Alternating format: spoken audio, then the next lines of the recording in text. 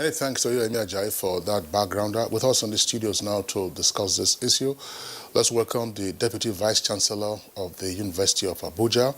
He's a professor of political science. That's Professor Sadiq Abba.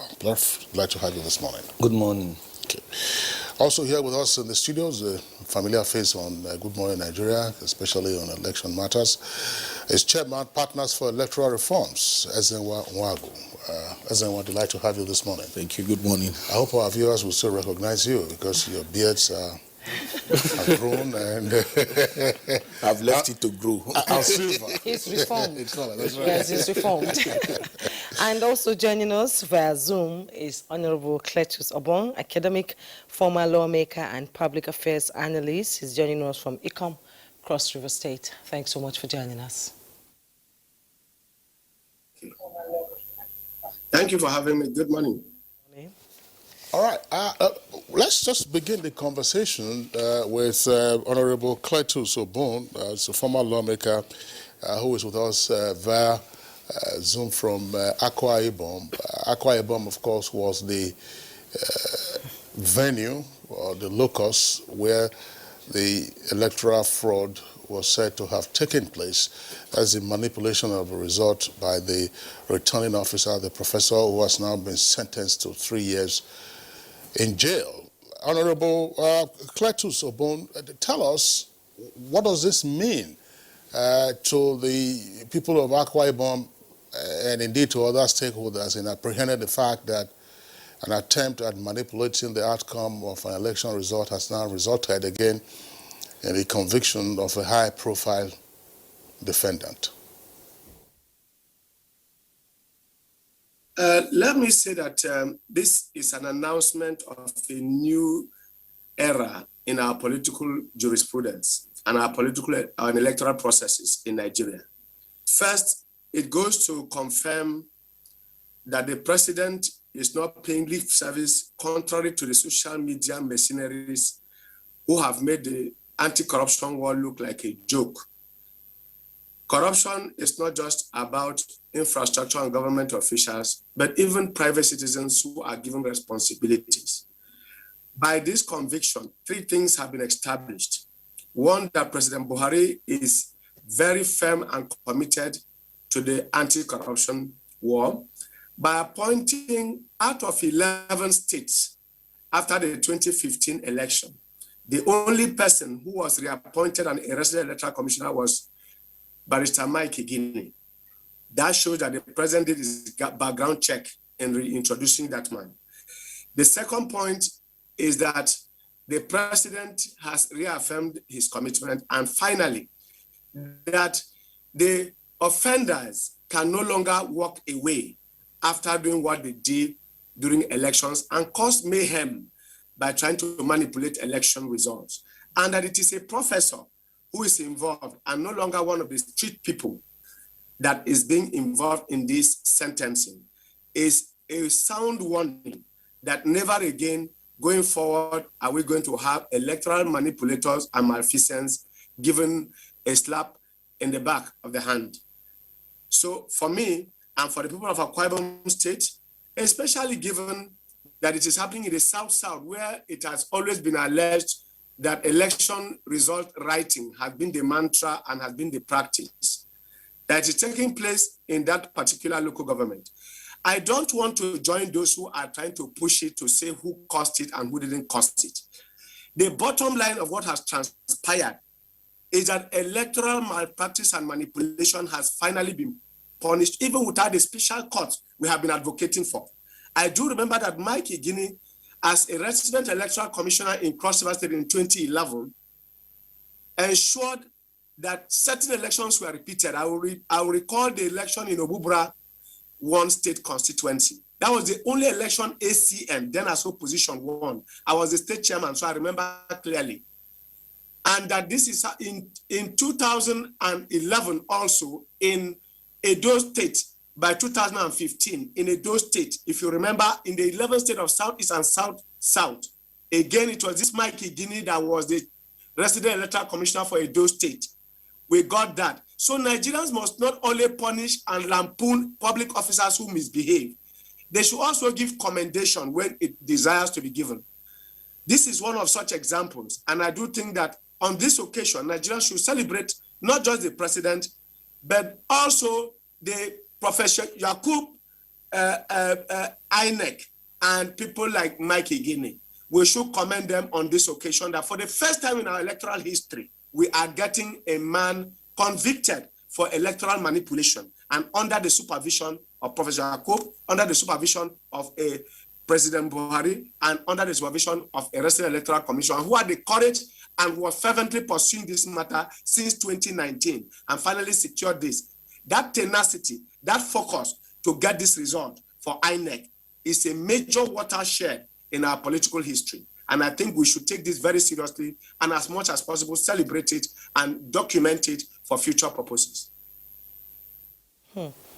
Thank you so much. I'm still going to stay with you briefly. And you called it a new era in political jurisprudence, you know, and for almost a decade now, there have been calls for electoral reforms, you know, to make the process easy and with a lot of credibility.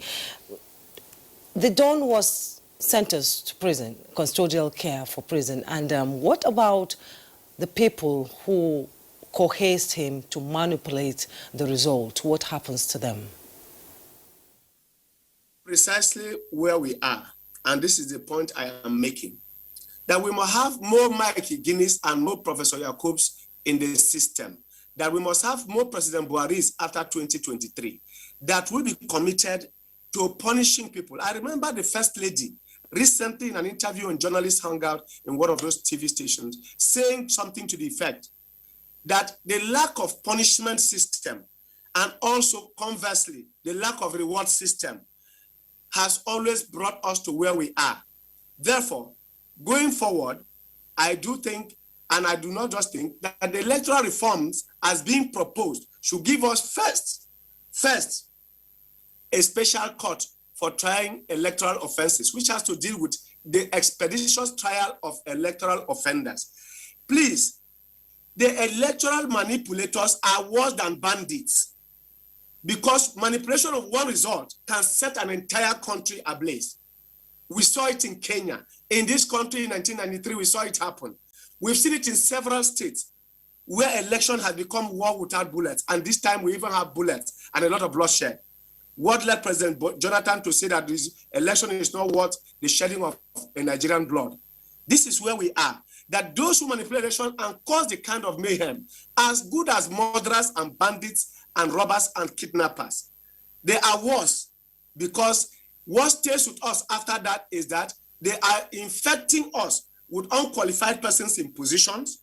They are infecting us with bad and very ruthless manipulators and cheats sitting as leaders in certain positions, as senators, as federal house members, as presidents, and as governors. We've seen that happen by electoral malfeasance and misconduct by electoral officials who are manipulating elections as presiding officers, as returning officers, and even as security men aiding and abetting the thumb printing and hijacking of election materials, and sometimes talk who destroy materials on the instructions and the information given by electoral officers. Therefore, one manipulation of election is worse than one act of banditry. We should therefore not look at election as election if we cannot punish those who infest and put this country into major crisis from beginning to end on a daily basis. So the electoral reform being proposed must be expeditiously, and this President Buhari must take this very seriously as part of his legacy.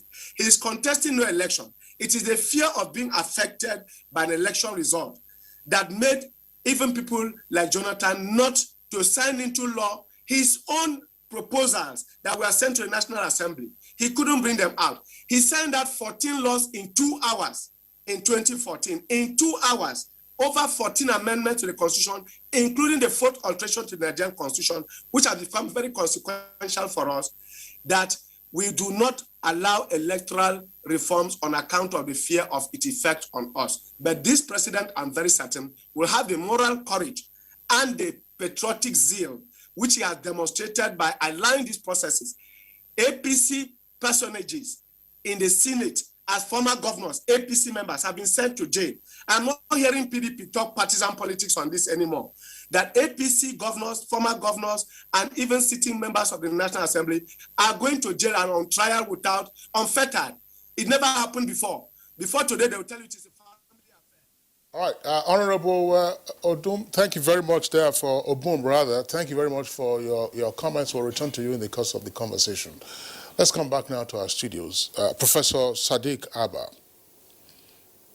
the conviction of the Professor of Social Science from the University of Calabar for his role in the manipulation of a constituency result in Akwa Ibom has been described as a class embarrassment, and something that is also significant in the sense that it sends out a clear warning signal to potential manipulators of electoral outcomes. What are your thoughts? First and foremost, I think these convictions is long overdue. It was, at least it should be celebrated in Nigeria because it's a new, it seems as it serves as a new beginning as far as our elections and the results are concerned. And I'm also happy that at least today, Umar Yar'Adua's dream of giving Nigeria elections that are free, fair, and credible is now put in its proper place. Because I remember he was the first Nigerian leader to have at least own up to the flaws that brought him to power and instituted a committee that is probably known as WISE Committee. And this committee came up with far-reaching decisions, if implemented, could have at least launched Nigeria into a democratic nation. But unfortunately, along the line, it wasn't properly implemented. But I think the convictions opens up two issues. The first issue is that Jega's thinking that the only way Nigerian elections could be midwife to produce free, fair, and credible results is by taking the elections final process to the academia. Jega's intentions were noble, but unfortunately, among the academia were worst Nigerians also. Despite that there are good academicians, there are equally bad academicians. And unfortunately, for whatever reasons, maybe the recruitment processes in coming up with what do you call it, the returning officers are not foolproof enough to protect the process from having bad acts as returning officers. That's the first issue. The second issue is I think we should equally at least commend and doff our hats to both INEC and the judiciary for their tenacity and resilience in pursuing this particular case to its logical conclusions.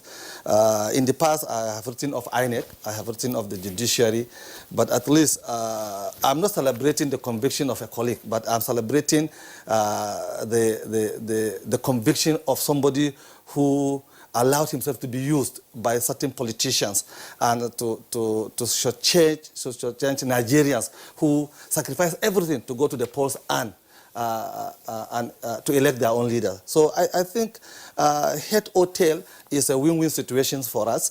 And my prayers is this. We shall now, moving forward, at least we shall institutionalize this particular victory and make it a point of reference for our subsequent elections. Because I don't want to say that this professor is just a victim. I think personally surrendered himself to this particular political electoral criminals. But I believe now his conviction is going to be a warning to other professors who are going to be assigned as returning officers. And I hope and pray there are a lot of people like these professors that are still working free. I think we shall now put our searchlights on them and see how we can bring them to justice. You know, a lot of stakeholders have, you know, when the Dawn started announcing the results, asked this question, why them? What are the INEC staffs doing that they cannot announce the results when the results are out? I remember in 2015, one of these professors couldn't even read what was written. He asked for light, you know, and he needed more light. At the end of the day, and I remember categorically him saying, I did not write it. Mr. Ezenwa, let's have your comments. Okay, so it's just a peep back into why we got there in the first instance. We were coming from an INEC that had obvious integrity deficits that led to President Yar'Adua, you know, coming up with those statements. And then the thinking then was that Jega didn't want to do the hard work of internal reforms. He decided to outsource. And that has become my challenge. Every intervention becomes a bureaucracy in Nigeria. Something that is supposed to be an intervention that is meant to just deal with a situation. We now make it look like that has become the norm. So in every election, we now look to people who were called in just temporarily to solve a problem. And then we now bureaucratized it in a way that the politicians themselves now know that you must always go to a certain place to source for your collation officers. And that opens up.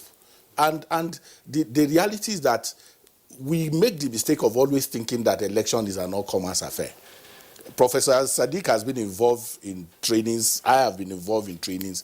What you see most times is that we treat the academics with a lot of respect during the training. So most times the training becomes very ritualistic. You know, oh, he's a professor, so you don't need to put. So that challenge is what we're dealing with. There are people who have been trained in INEC, who are paid salaries to do this job, and they know how to do it. The big challenge was that they opened themselves up for compromise. So you needed to do a more bigger tinkering within to be able to set the platform that helps the people that you are bringing as ad hoc staff to do the work. And I know that through promotions, through a lot of other welfare things and training, that is going on in INEC. We must come to a point where we understand that interventions are what they are. They cannot become a bureaucracy. That's number one. Number two, Professor Peter Ogban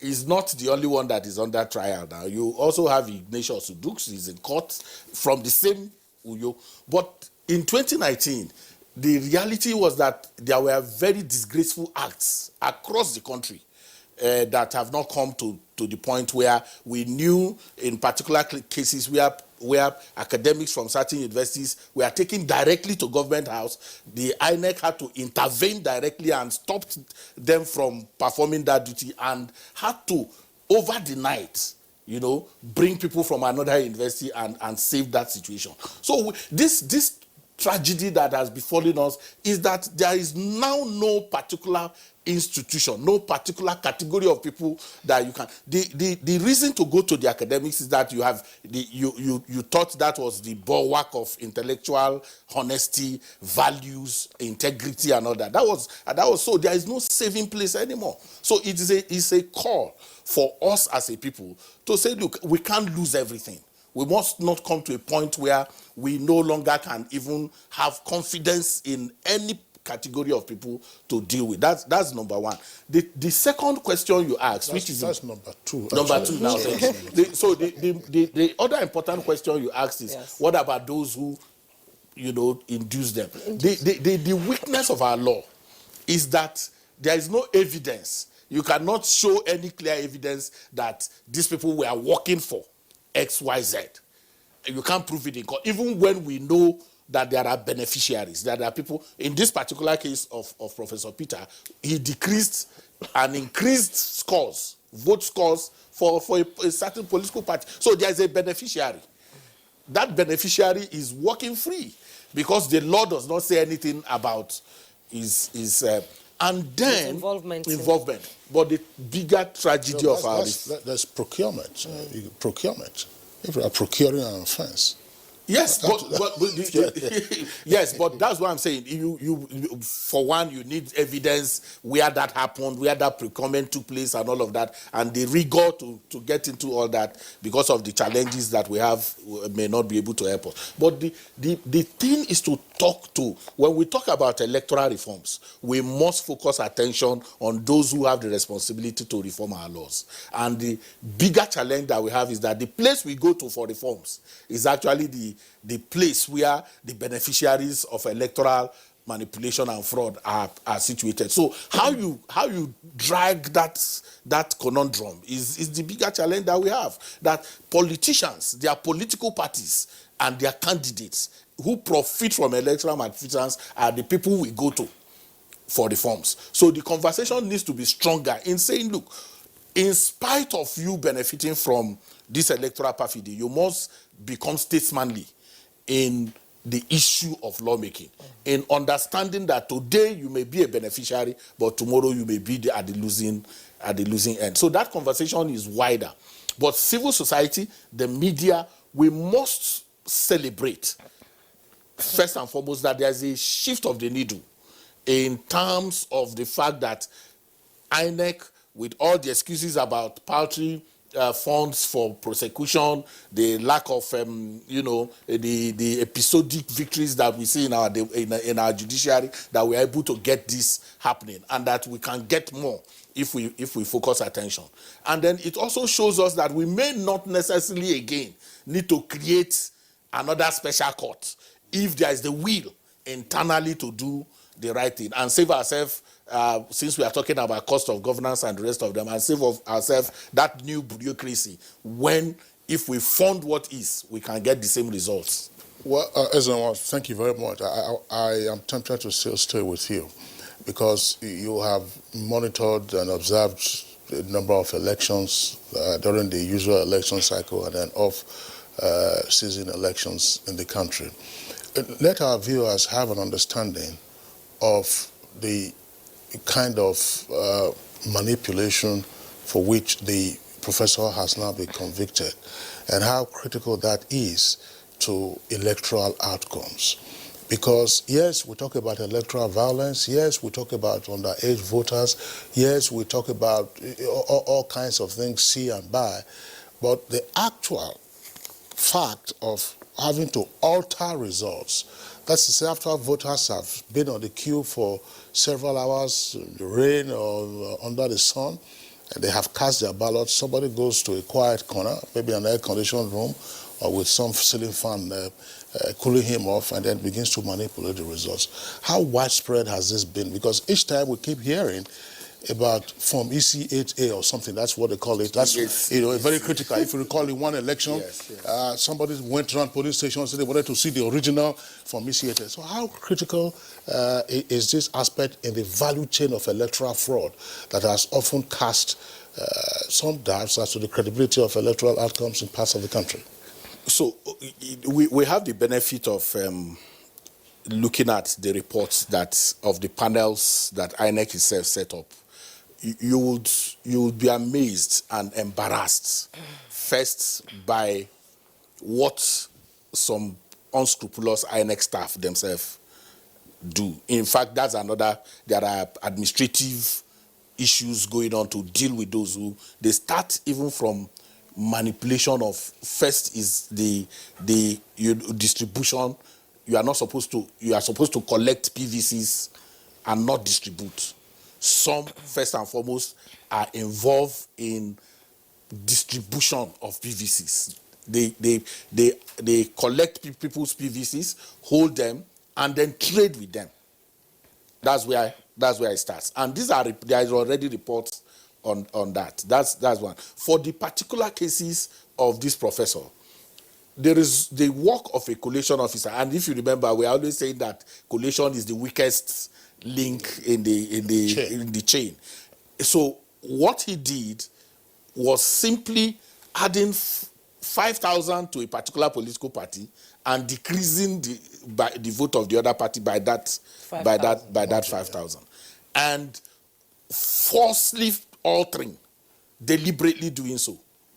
you know. And the shameful part of it was that, in spite of the fact that he was invited to a panel, he refused to come for the panel. The vice chancellor of the university was written to him, ask him to come. He still didn't come. He was the one who actually brought a lawyer to INEC to deal with this issue. The second embarrassing one, the second professor, although the matter is still in court. Yes, but the bigger issue is that somebody you could say the result that the result from the polling units, I mean the collation that you did was manipulated. You swear to an affidavit and then later come out to denounce your own affidavit in your own handwriting. So you have different kind of things going on at that level. You have deliberately ignoring overvoting.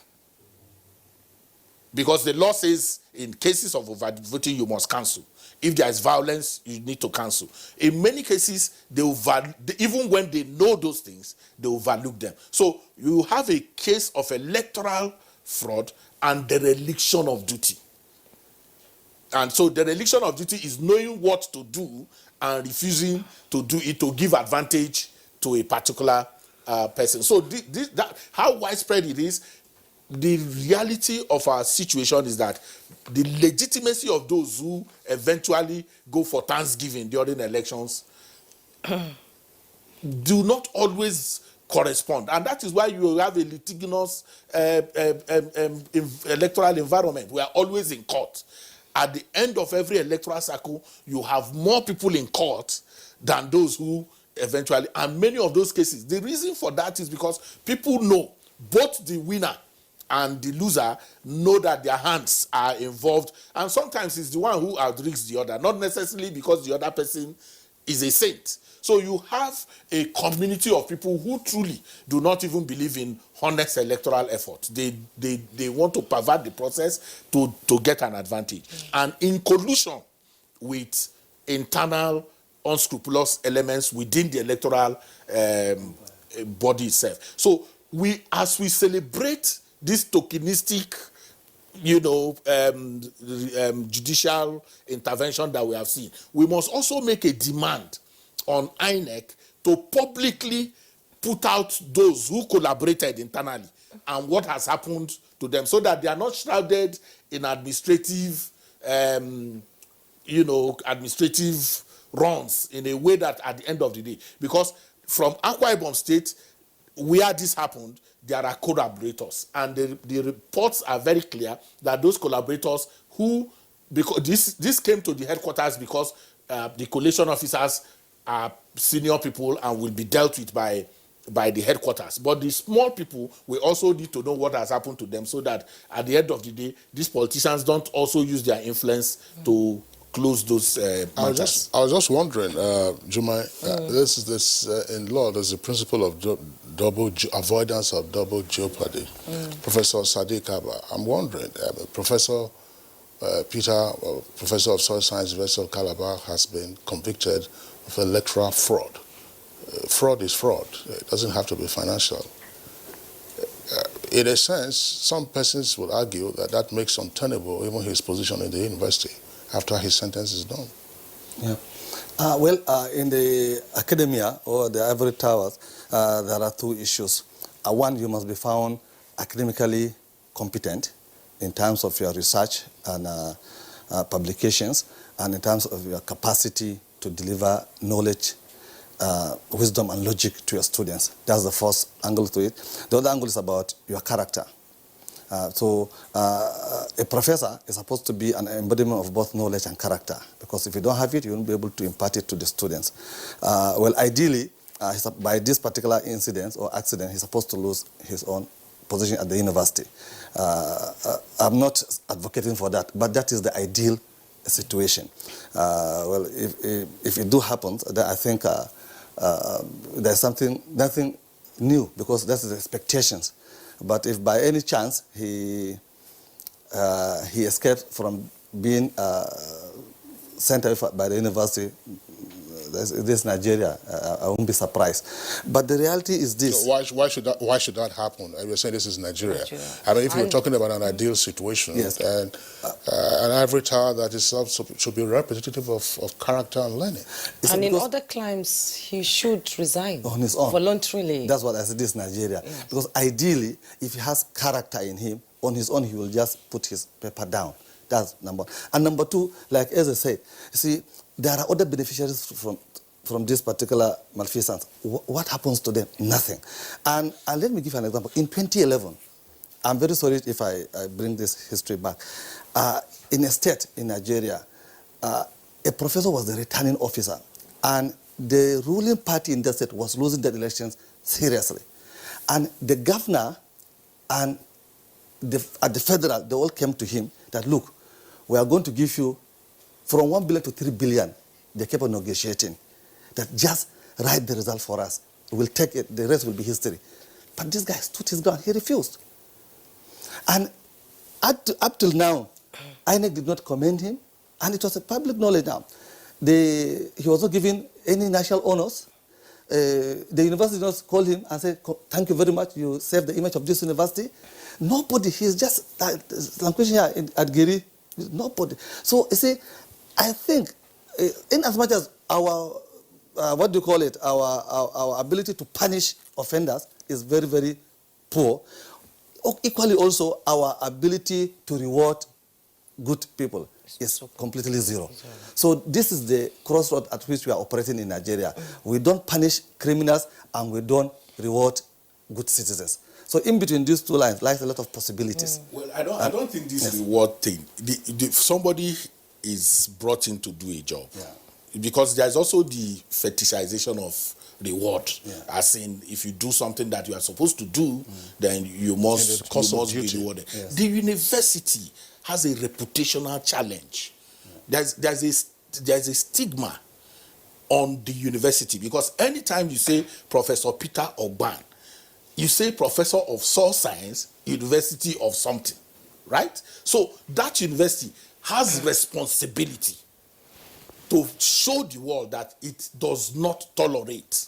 It doesn't need, this is, because when Prof is saying this is Nigeria, this is, we must come to that point where the bigger challenge for us is that institutionally we don't have shame.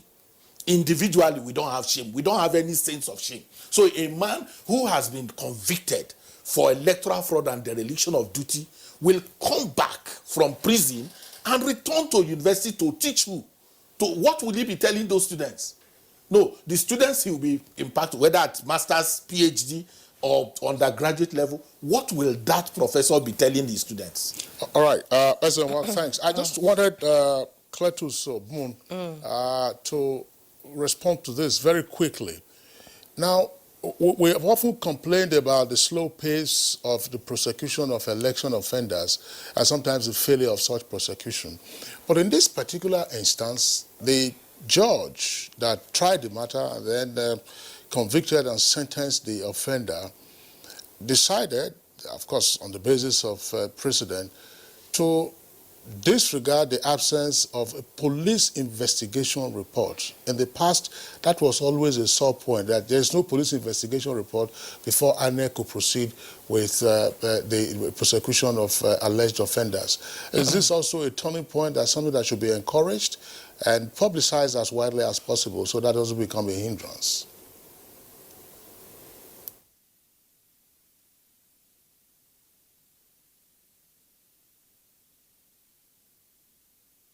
Yes, let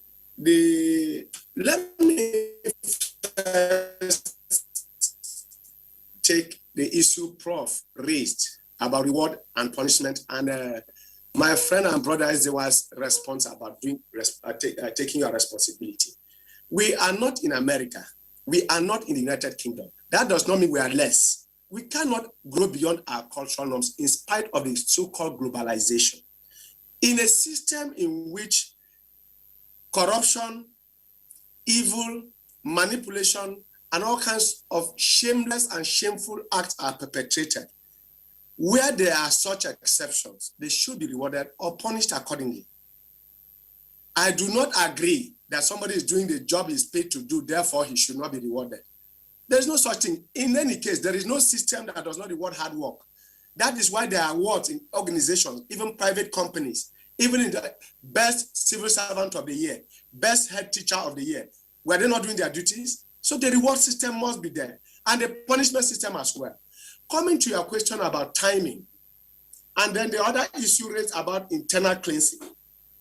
I have followed elections sufficiently and participated as an actor, both as a contestant and as a supervisor for a political party. I've been very diligent, and I have made this point always. If you check our electoral cases in Cross River State, I know no living or dead Cross Riverian that has been in court challenging electoral processes than me as state chairman of ACN and today in APC. I have always, even when I know that we may not be winning, but to prove my case and put myself on record, we've had to, even local government elections that states manipulate and write names, I have always challenged them, even in the courts and judges that they set up. Now today, what we are having and the delay that you are referring to is always deliberate. It is within the discretionary powers of a judge to see the utilitarian value of the police investigation report in a case where there's a prima facie case like the one Ezenwa cited, in which somebody took an affidavit in his own writing and turns around 360 degrees to deny his own writing and what was said on record, and not an ordinary Nigerian, a professor. I will recall that during the elections of 2019, don't forget that this election that we are talking about, this conviction was as a result of 2019 election, this 2021, 2 years after. Very few Nigerians will have the patience to continue the prosecution, the diligent prosecution of this matter up to this point. Very few public officers will also have that patience to do this and to go through the rigors of the delays that our court processes entail. Therefore, in order for us not to have this, if we have a time limit within an electoral act for which to prosecute a pre-election and a post-election matter in the tribunals and in the regular courts, as enshrined in the alterations and the amendments of the Electoral Act and the Constitution, why should the trial of those who manipulate those elections not have a time limit in order for us to see the quick results that those who are to go scot-free or to be rewarded should be done within the election cycle? So it doesn't become a... Okay, Honorable Cletus Obung, academic, farmer, lawyer, maker, and public affairs analyst, joining us via Zoom from ICOM Cross River State. Thank you so much for your input. We're really running out of time. We have another topic to discuss. Thank you so much for coming on Good Morning Nigeria. Ezenwa Nwago, Chairman Partners for Electoral Reforms. As always, it's a pleasure to have your input on any discussion. Thank you for coming. And Professor Sadiq Abba, Deputy Vice Chancellor Administration, University of Abuja. Thank you so much for coming. As always, it's a pleasure having you. We'll take a break now. When we return, our second conversation will